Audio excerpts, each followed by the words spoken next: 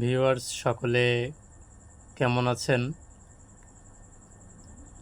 শুরু করছি ধারার অঙ্ক।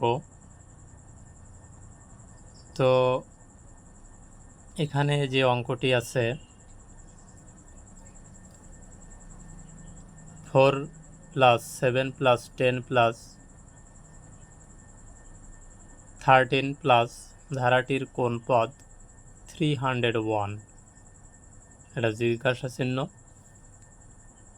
তো এই অঙ্কটি দেখার আগে একটা কথা বলি, এর আগে যে ভিডিওটি দিয়েছিলাম ধারার অঙ্কের, সেখানে কিছু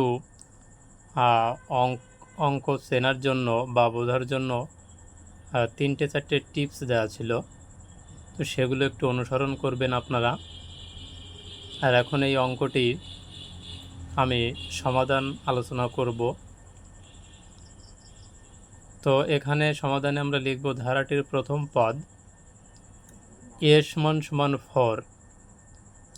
এই যেখানে 4 আছে, তো প্রথম পদ a = 4। যেহেতু এই অঙ্ক করতে গেলে প্রথম পদে এ ধরে করতে হয়, সাধারণত অন্তর ডি ধরে করতে হয়। তো এখানে সাধারণ অন্তর আমরা কি জানি যে দ্বিতীয় পদ থেকে প্রথম পদ বাদ দিতে হয় বা এর পার্থক্যটা দেখাতে হয়। তো এখানে সাধারণ অন্তর ডি = 7 - 4 এখানে তাহলে 3 হয়। মনে করি ধারাটির n-তম পদ = 301। ধারাটির n-তম পদ, তা আমরা জানি কি যে n-তম পদ সমান সূত্র যে a + n-1 × d। অতএব আমরা এইটা সমান এই যে আমরা n-তম পদ 301 এখানে অঙ্ক থেকে পেয়েছি, সেটা এখানে বসিয়ে দেব। বা এখানে এর মান আমরা এই যে 4,